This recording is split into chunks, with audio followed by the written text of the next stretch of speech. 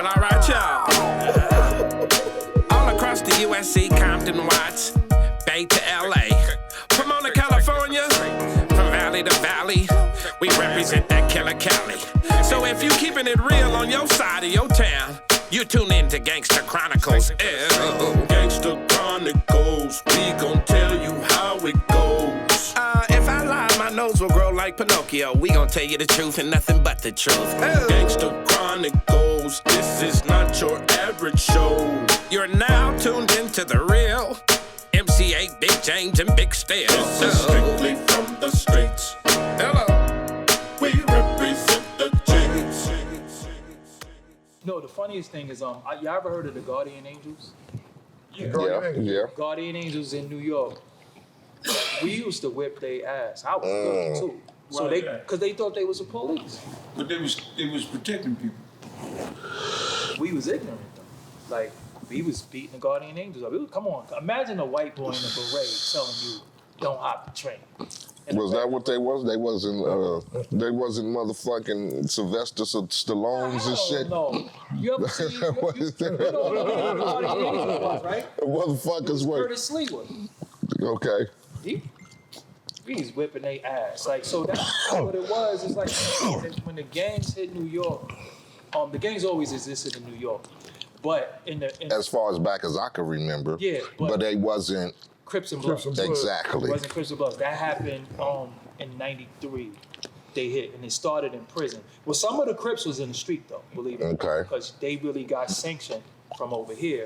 And was that a transition of niggas getting released and then going to New York and then setting up the different gang sanctions or whatever? No, the Bloods started in prison.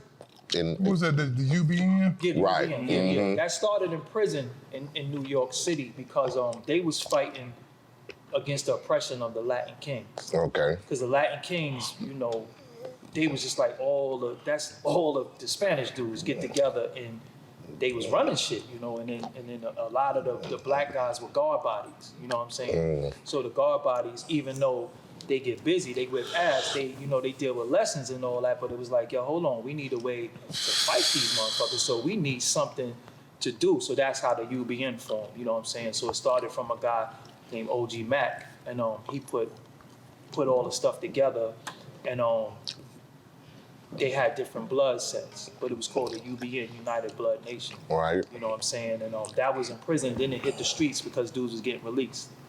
And then they was coming out of jail. But it never was meant to, as far as I was told, it never was meant to be on the street the way it was. It was only meant to protect black men from the races, because when you go to prison in New York, it's Spanish against black. Straight up. It ain't no unity. So you might have a Puerto Rican rapper or Puerto Ricans, because I rock with Puerto Ricans, shout out to all Puerto Ricans, but when you go to jail, you got to pick a side.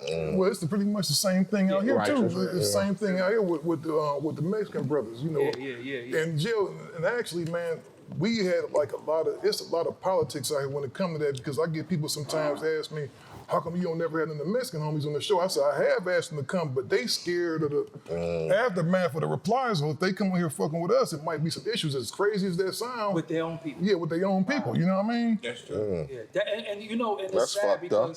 because it's sad, because at the end of the day, when we look at it, and we really gonna look at it for what it is, we all oppressed.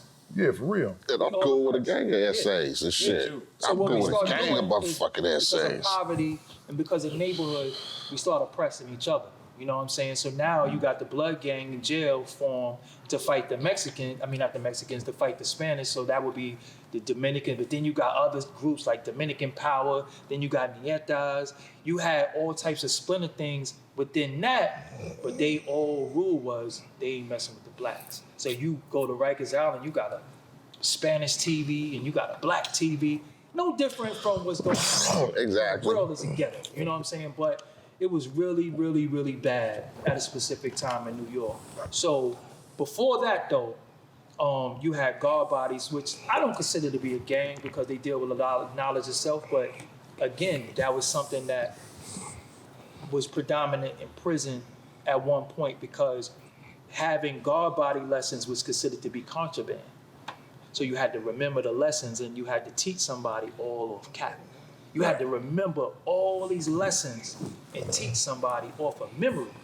You know what I'm saying? So because you couldn't have the lessons, you couldn't have. So you knew this? No, I didn't know the guard body lessons. No, I never knew that. You know what I'm saying? I came across it. I know some of the lessons, but I wouldn't say that. I wouldn't taint the people who's true to it and say, yeah, I'm this, that, and the third. That's one thing I don't do. So hold up, just to reiterate what you said, they consider the lessons as positive as they were contraband? It's contraband. Yes, That's crazy, man, because that's like a real positive thing. That's even with any constitution independent picture, if you get caught with it, it's contraband. It's contraband. You go to the hole for that shit. Is that right? You might stay in there for 90 days. It all depends on your ranking.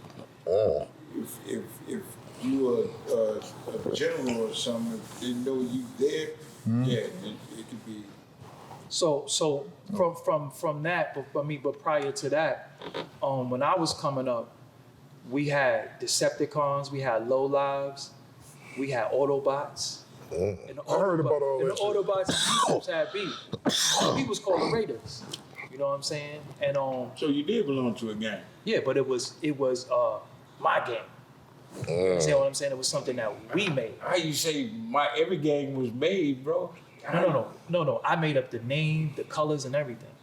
I just wasn't the leader. I was So the did master. y'all beef with other gangs? Yeah, we beefed with Decepticons. So you were a gang member. No, I'm not denying it. I said I was never a blood. James said you was a I said it gang wasn't a member. blood. Fuck that. No. What I'm saying is when the Bloods and Crips hit New York, I wasn't a part of that. Right.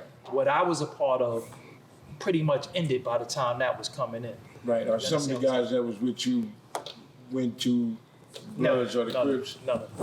We still Raiders to this day. They was always Raiders. He showed up to the crib and all that Raiders stuff. I said, man, people gonna think you a Long Beach insane, man. They gonna think you down with Trey You see D. what Man, Type come out day. here, he was Yeah, with Raiders shit, yeah. All day. Even the tattoos, you know what I'm saying? 927 on the phone is WAR. Okay. So this is for wild ass Raiders. You know what I'm saying? Waverly Avenue Raiders, Waverly and Atlantic Terminal Raiders. You know what I'm saying? So this is a W on the phone.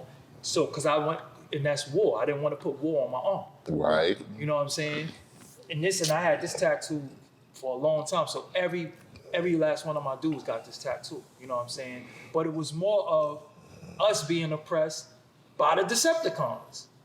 So we on my block, and I remember shout out to the Decepticons too, because we cool as hell now. Like I would go to war with them before I might go to war with some of my old partners. You know what I'm saying? Because we laugh about now with the Decepticons, and shout out to Steel, Blitz, shout out to Swindle, shout out to all the, you know what I'm saying, the Decepticons.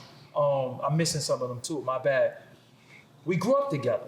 So it's funny that the dudes you have beef with, you beef with them so long, y'all grew up together. Y'all almost like partners. You know what I'm saying? So when you get a certain age and you start getting gray in your beard and you have kids and some of them got grandkids, it's like, but that shit was dumb. You know what I'm saying? Because you start saying, what was the foundation of the beef? Oh, nah, remember you looked at me and all that shit? But it's like, so, we was... Maturity is a motherfucker. Yeah, we ain't it? was shooting at each other. We was doing... Because somebody... And that's what that shit stemmed from. Some was lucky because some cats you grew up turned the opposite side and wound up getting killed. Oh, no, we wound up shooting at each other. We got some casualties. We got some casualties. You know what I'm saying? My best friend, named Juicy, 16, 17, got shot in the head. I found him in Brooklyn Hospital. You know what I'm saying? And that was like the point of my life where, all right, where you going? Because I felt so much vengeance that I was like, somebody gotta die. Like, you killed, somebody, his mother, used to always say, the only time y'all not together is when y'all in the shower. Or one of y'all in the bathroom. But other than that, y'all inseparable. You know what I'm saying? So y'all only separate when somebody going to take a bath or somebody going to use the bathroom. But other than that, y'all spend all your time together. So that was somebody, like, when they killed him, it was like somebody got to die. But I was like, you know what, man? We had just built a studio. I was down with Trackmasters. You know what I'm saying? I was going to Coachella. I was over there every day. So I was getting into the music industry, and I realized I had a talent. And when he got killed, I was in the studio. I was in the house making beats. We just bought an SP1200, a 950, And I bought the SB1200 because we went into Sam Ash, and I said, what equipment Pete Rock got? And they said, yo, he got an SB1200 950. Well, that's what I want.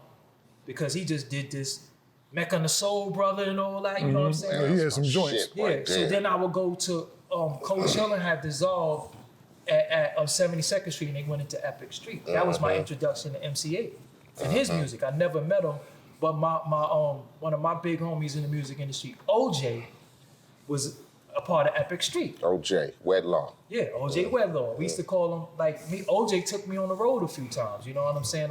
He lived in Central Park West, you know what I'm saying? So OJ was in charge of MC8 Project, the street team. No, what was his title again, eh?